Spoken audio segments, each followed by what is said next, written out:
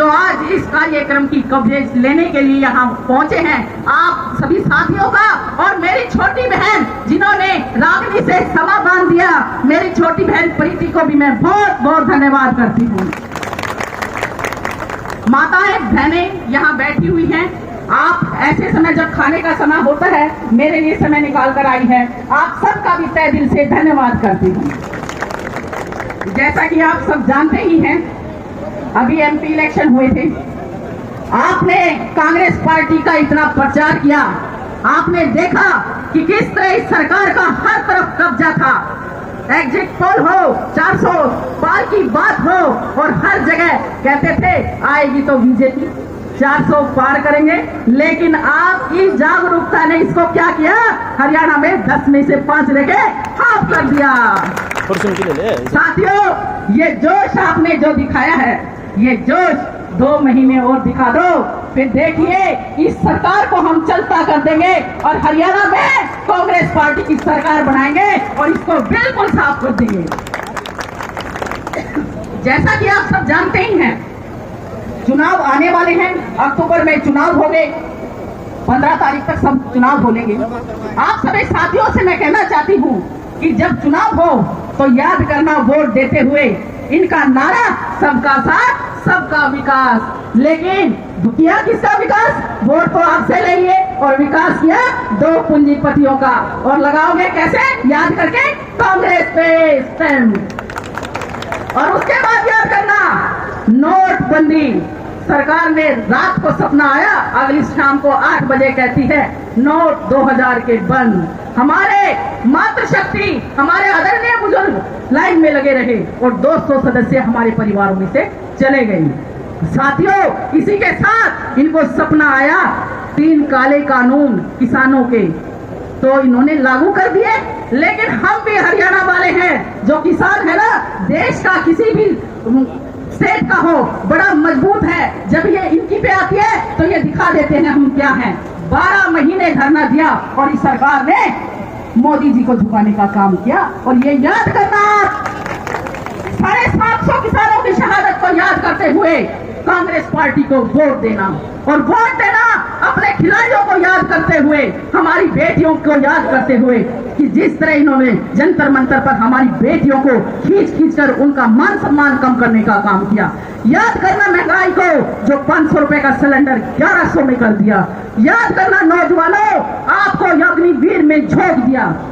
जब भी हम जाते हैं 4 बजे देखते हैं मेरे बच्चे रोड पर रेस लगा रहे होते हैं, तो पूछते हैं तो क्या करोगे, कहते हैं फौज में भर्ती होंगे, देश की सेवा करेंगे। लेकिन इस सरकार ने अग्निवीर योजना लाकर हमारे नौजवानों से भी धोखा कर दिया। और ये याद रखना है, जैसे एमपी चुनाव में याद रखा था, विधानसभा में भी आपने अग्निवीर के विरोध में स्टैंप लगाकर इस सरकार को चलता करना है।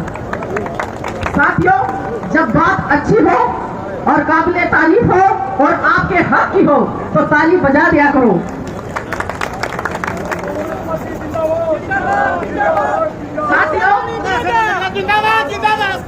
साथियों, अब चुनाव आने वाले हैं। मैं आपको कहना चाहती हूँ, हमारे आदरणीय राहुल गांधी जी ने पूरा देश माप दिया हाथ से हाथ जोड़ने के लिए। और जब इस हाथ से हाथ जोड़ों के लिए वो निकले तो आम गरीब से, मजदूर से, किसान से और नौजवानों से उनकी समस्या को जानकर मैनिफेस्टो तैयार किया। ये कहते थे सत्ताधारी कांग्रेस वाले तो एसी रूम की राजनीति करते हैं। अब बताएं कौन एसी रूम की राजनीति कर रहा है? कांग्रेस वाले तो हर जगह सड़क माप रहे हैं, कोई हिसाब मांग रहे हैं जनता का, कोई हाथ से हाथ जोड़ो कर रहे हैं, कोई महिला न्याय योजना को लेकर जनता के बीच में पहुंचा हुआ है।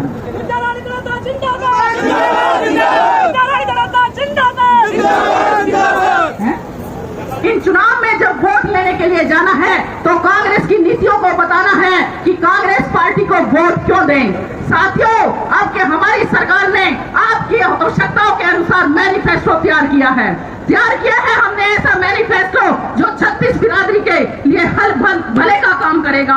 साथियों, हमारा मैनिफेस्टो इतना अच्छा है कहीं भी ये टिक नहीं पाएंगे।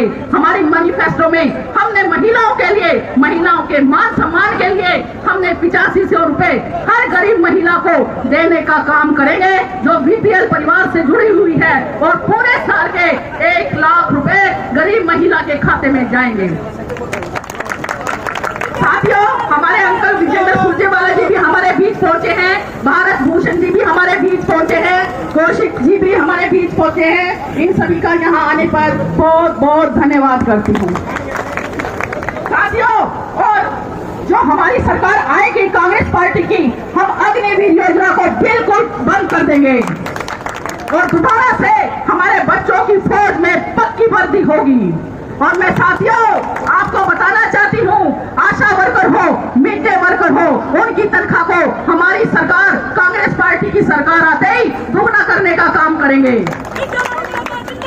जिंदाबाद जिंदाबाद। आपने ये जो सरपंचों के साथ अन्याय को देखा है, हमारी सरकार आते ही हम सरपंचों का दोबारा मान सम्मान बढ़ाने का काम करेंगे।